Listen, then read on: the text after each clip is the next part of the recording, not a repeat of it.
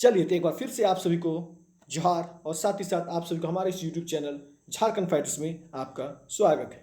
आज हम लोग वैदिक काल में झारखंड को देखेंगे और इससे पिछले क्लास में हम लोगों ने प्राचीन भारत तथा पूरा पाषाण काल में झारखंड को देखा और आज का जो टॉपिक हम लोग का है वो है वैदिक काल में झारखंड। तो चलिए हम लोग स्टार्ट करते हैं और देखते हैं वैदिक काल में झारखंड को। और इससे पहले कि आप सभी लोग हमारे इस चैनल को लाइक और सब्सक्राइब जरूर कर लें। तो चलिए समय को देखते हुए ना गवाते हुए हम लोग डायरेक्ट चलते हैं और जानते हैं वैदिक काल में झारखंड के क्या साक्ष्य मिले हैं और क्या क्या है। तो हम लोग देख रहे हैं वैदिक काल में झारखंड। तो वैदिक काल जो है वो कितना है, 1500 से लेके 1600 BC तक का जो पीरियड है उसको हम लोग वैदिक काल मानते हैं। तो इस जो टाइम पीरियड में है इसमें झारखंड का जिक्र क्या है, ऋग्वेद में या अथर्ववेद में जितने भी वेद हैं उसमें झारखंड के बारे में क्या कहा गया है, झारखंड के बारे में क्या साक्ष्य मिले हैं, इसके बारे में हम लोग देखते हैं और चर्चा करते हैं। तो चलिए हम लोग देखते हैं वैदिक काल में झारखंड को और समझते हैं। तो वैदिक काल में झारखंड, ठीक, वैदिक काल में झारखंड। तो ऋग्वेद में झारखंड के लोगों को अनाथ तथा अथर्ववेद में झारखंड के लोगों को वार्ध, यहाँ पे देख रहे हैं कि ऋग्वेद में झारखंड के लोगों को अनाथ तथा अथर्ववेद में झारखंड के लोगों को वार्ध कहा गया है। दोनों का अभिप्राय होता है, दोनों का जो है एक ही अभिप्राय है, मतलब निम्न श्रेणी के लोग, ठीक ना। क्या होता है, निम्न श्रेणी के लोग, मतलब ऋग्वेद में भी और अथर्ववेद में जो झारखंड के जो निवासी थे, झारखंड में जो लोग निवास करते थे उन लोगों को क्या कहा गया है, निम्न श्रेणी के लोग माना जाता था। देखिए यहाँ पे लिखा हुआ है निम्न श्रेणी के लोग, ठीक। ये मतलब जितना भी यहाँ पे अब झारखंड की बात है तो हम लोग इससे पहले कक्षा में हम लोग देखे थे कि झारखंड में जो सबसे प्राचीन जनजाति थी वो असुर जनजाति, बिरहो जनजाति। तो ये लोग जो हैं ऋग्वेद में ये लोग उन लोगों को क्या मानते थे, निम्न श्रेणी के लोग मानते थे, मतलब नीचे तबके के या फिर नीची जाति के लोग समझते थे। साथ ही वैदिक सभ्यता में संथाल परगना के देश का सूर्य देश कहा गया है, ठीक। कौन सा देश कहा गया है, तो सूर्य देश कहा गया है। देखिए क्या लिखा हुआ है, क्या बोल रहा है कि वैदिक काल में वैदिक सभ्यता में संथाल परगना के देश को सूर्य देश के नाम से जाना जाता है, ठीक। किस देश के नाम से जाना जाता था, तो सूर्य देश के नाम से झारखंड को जाना जाता था। ये भी इंपॉर्टेंट का क्वेश्चन है। अगर आपसे पूछा जाए कि वैदिक सभ्यता में संथाल परगना को किस देश के नाम से जाना जाता था, तो हम लोग का क्या होगा, सूर्य देश के नाम से। इंपॉर्टेंट है, इसको भी देख लीजिएगा। ऐसे तो क्वेश्चन आया नहीं है पर अगर पूछ दे आपसे तो क्या करेंगे, हम लोग याद रखेंगे सूर्य देश के नाम से उन्हें जाना जाता था, ठीक। और हम लोग एक बार इसको रब कर देते हैं, सूर्य देश के नाम से जाना जाता था। उसके बाद क्या है कि महाजनपद, ठीक, महाजनपद काल में जो झारखंड है, महाजनपद काल में निकट होने के कारण, देखिए महाजनपद जो है वो कुल कितने महाजनपद थे, तो कुल 16 महाजनपद होते थे। और ये 16 जो महाजनपद हैं, ये 16 जो महाजनपद ये झारखंड के निकट थे। ये सभी जो 16 महाजनपद थे एक तरह से देखा जाए तो ये झारखंड के निकट थे। तो जिसके वजह से यहाँ पे क्या होता था, झारखंड से जो है होने के कारण लोहा उपकरण, सेना और हाथी एवं सैन्य मुहैया कराता था। कौन, तो झारखंड। किसको, तो महाजनपद को। टोटल कितने महाजनपद हैं, 16, ठीक ना। टोटल 16 महाजनपद थे और 16 महाजनपद जो है झारखंड के निकट होने के कारण झारखंड में से क्या क्या लोहे उपकरण, सेना, हाथी एवं सैनिकों का मुहैया कराया था, ठीक, मुहैया करवाता था। तो जो 16 महाजनपद हैं उसमें से आप लोगों को देख लीजिएगा, जैसे कुछ काशी हो गया, मगध हो गया, कौशल हो गया, कुरु हो गया, ठीक ना, अवंती, छेदी, ये सब जो है ये महाजनपद के नाम है। तो कहने का मतलब है कि जो भी महाजनपद थे उस समय भी झारखंड से जो है हाथी, देखिए हाथी जो है ना, हाथी का रोल बहुत इंपॉर्टेंट है, ठीक। ये हाथी झारखंड में बहुत ही ज़्यादा मात्रा में पाया जाता था और यहीं से जो हाथी मगध वगैरह में सप्लाई होता था। मतलब सप्लाई क्या, डिमांड, उस टाइम सैनिक ठीक। तो मगध में क्या था, मगध में जितने भी हाथी जो है ये झारखंड से ही भेजा जाता था। समझ में आ रहा है।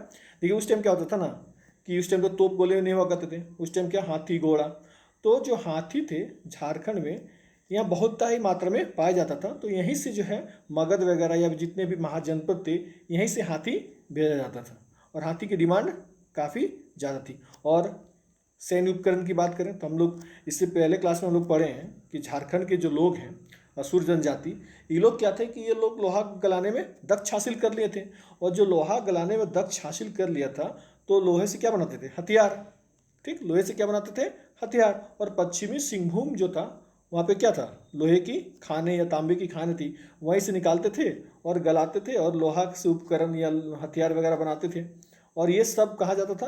तो ये 16 जो महाजनपद है वहाँ पे सप्लाई किया जाता था। और सबसे ज़्यादा जो है हाथी और हथियार जो है मगध को भेजा जाता था। इसीलिए मगध की जो तरक्की का जो आधार है ना वो ये दो चीज़ है, एक तो हाथी और दूसरा लोहे से बने हथियार। मगध के अगर विस्तार का बात करें या शक्तिशाली होने की बात करें उसमें झारखंड का जो रोल है वो काफ़ी अहम है। देखिए जो महाजनपद जो काल है वो 600 से 400 बीसी तक। ठीक, महाजनपद का जो टाइम पीरियड है वो कितना है, 600 से लेके 400 बीसी तक। और कुल कितने महाजनपद, 16 महाजनपद थे। ठीक, कुल कितने महाजनपद थे, तो 16 महाजनपद थे। हम लोग देखते हैं और कि महाजनपद काल के समय में बौद्ध एवं जैन धर्म का भी काफ़ी ज़्यादा विकास हुआ। इस जो टाइम पीरियड है 600 से 400 बीसी, इस समय में क्या हुआ कि महाजनपद काल में ही बौद्ध एवं जैन धर्म का भी जो है विकास, या फिर यूँ कहें विकास जो है चरम सीमा पे था। तो हम लोग देखेंगे कि झारखंड में बौद्ध धर्म और जैन धर्म का विकास किस किस क्षेत्रों में हुआ और क्या क्या साक्ष्य मिलते हैं बौद्ध धर्म और जैन धर्म के बारे में झारखंड से। तो झारखंड के कई स्थानों में बौद्ध एवं जैन धर्म के अवशेष मिलते हैं। ठीक, ऐसा नहीं है, झारखंड के काफ़ी ऐसे स्थान हैं जहाँ से हम लोग बौद्ध धर्म जैन धर्म के अवशेष मिलते हैं।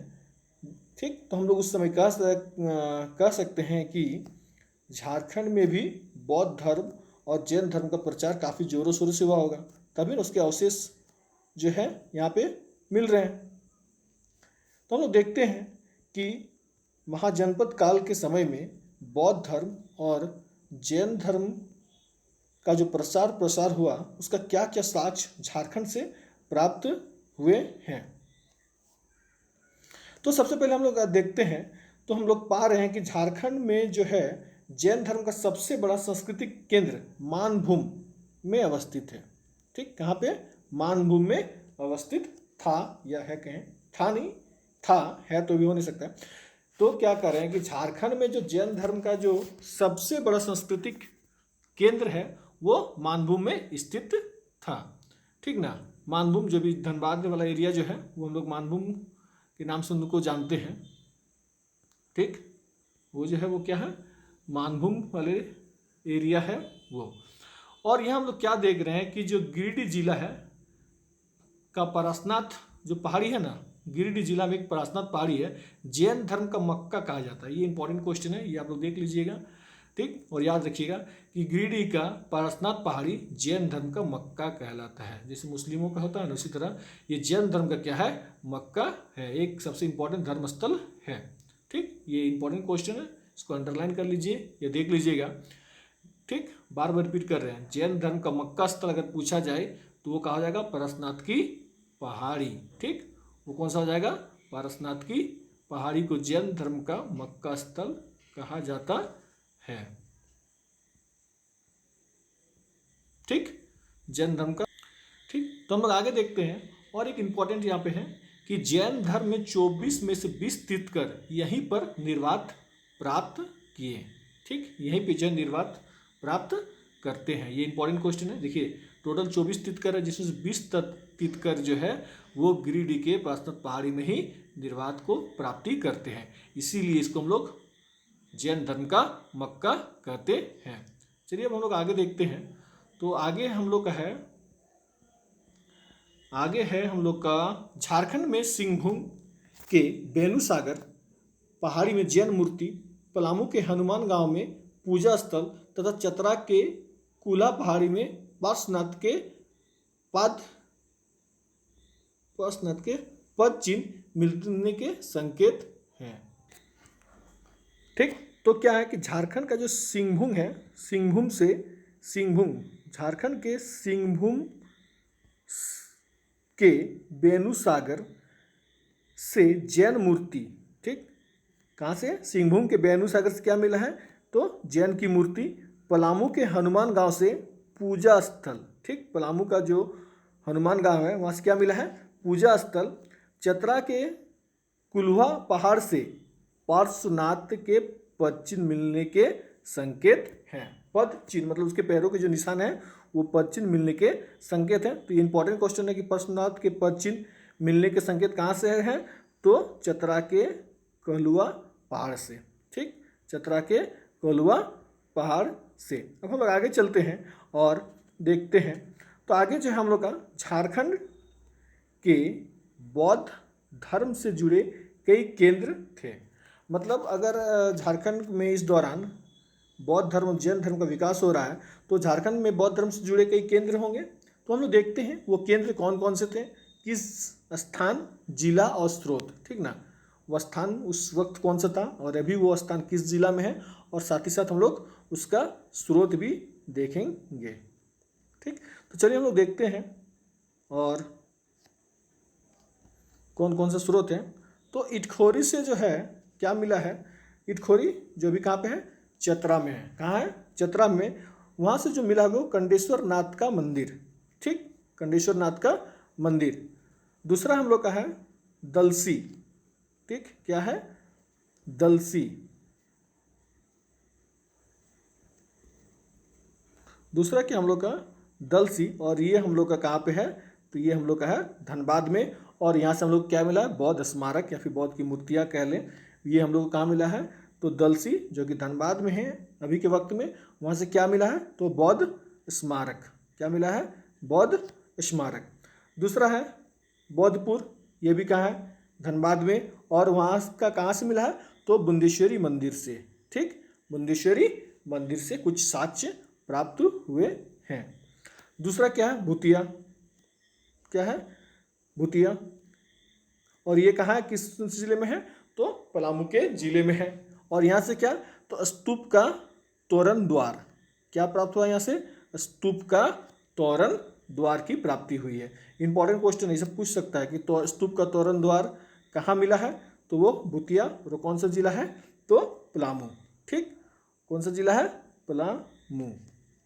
अगला है करुआ, और ये जिला कौन सा है? गढ़वा में, ठीक, करुआ। और जिला क्या है? गढ़वा। यहाँ से क्या मिला है? तो बौद्ध के स्तूप मिले हैं। क्या मिले हैं यहाँ से? तो बौद्ध के स्तूप। अब हम लोग देखते हैं आगे,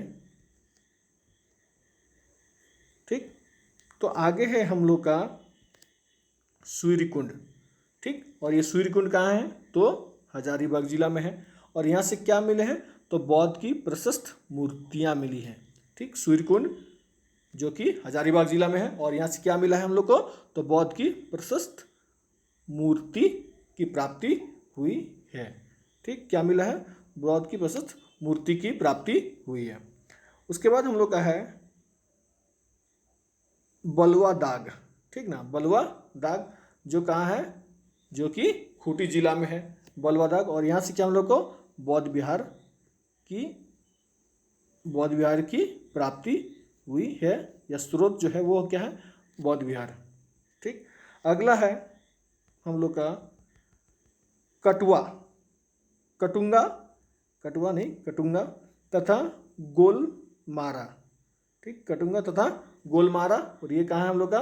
गुमला जिले में पड़ता है। और यहाँ से क्या मिला है? तो यहाँ से भी बौद्ध की प्रतिमा की प्राप्ति हुई है। क्या मिला है? बौद्ध की प्रतिमा की प्राप्ति हुई है। इसके बाद हम लोग का पटम्बा, ठीक, ये है जमशेदपुर जिला में। पटम्बा जो है ये है जमशेदपुर जिला में। और वहाँ से भी क्या है? बौद्ध की प्रतिमा प्राप्त हुई है, ठीक, वहाँ से भी क्या है हम लोग को? तो बौद्ध की प्रतिमा प्राप्त हुई है। आगे चलते हैं। तो तो आगे जो है हम लोग का वो है ईचागढ़, ठीक। और ये कहाँ है? सारेकेला खसवार में, ठीक। ईचागढ़, ईचागढ़ में क्या है, कौन सा जिला? तो सारेकेला खसवार। और यहाँ से क्या मिला है? तो इष्ट देवी तारा की मूर्ति। क्या प्राप्त हुआ? इष्ट देवी तारा की मूर्ति हम लोग को यहाँ से प्राप्त हुआ है। तो ये था हम लोग का वैदिक काल में झारखंड। साथ ही साथ महाजनपद काल था, उस समय जो बौद्ध धर्म और जैन धर्म का जो विकास हुआ काफ़ी चरम पे था। और झारखंड में क्या क्या डेवलप हुआ, मतलब क्या क्या जैन धर्म के जो विकास हुआ, क्या क्या साक्ष्य प्राप्त हुए उस समय, वो सब हमने देखा, ठीक।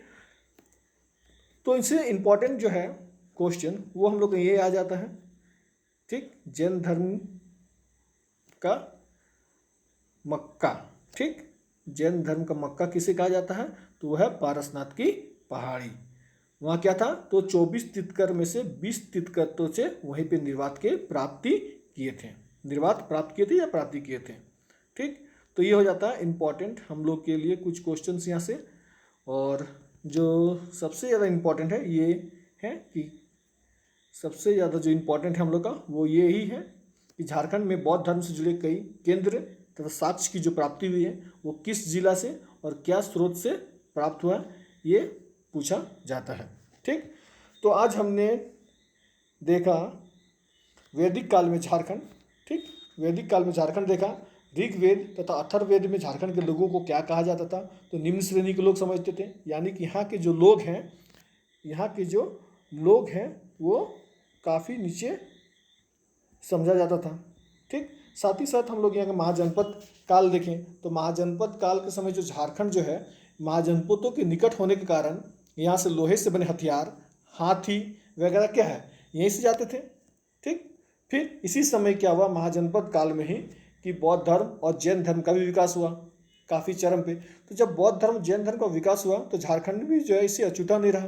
तो बौद्ध धर्म और जैन धर्म का विकास झारखंड में कहाँ कहाँ हुआ, किस क्षेत्र में हुआ और किस क्षेत्र से बौद्ध धर्म के बारे में या जैन धर्म के बारे में हम लोग को पता चलता है या क्या क्या साक्ष्य प्राप्त हुए, वो सब हमने पढ़ा। तो चलिए आज हम लोग इतना ही रखते हैं और इसके बाद जो हम लोग की क्लास होगी वो होगी मौर्य काल में झारखंड, ठीक।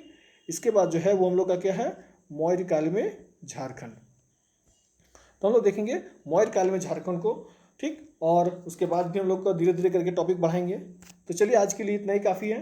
नेक्स्ट क्लास में हम लोग मौर्य काल के में झारखंड देखेंगे और मौर्य काल में झारखंड के में क्या साक्ष्य प्राप्त हुए, क्या नाम है, वो सब चीज़ देखेंगे। तो तब तक के लिए रखते हैं और हम लोग नेक्स्ट क्लास में मिलेंगे। तब तक के लिए एक बार फिर से आप लोग को जोहार, जय हिंद, जय भारत, ठीक। और हाँ, चैनल को जो है लाइक जरूर करें और सब्सक्राइब भी करना ना भूलें। चलिए फिर मिलते हैं नेक्स्ट।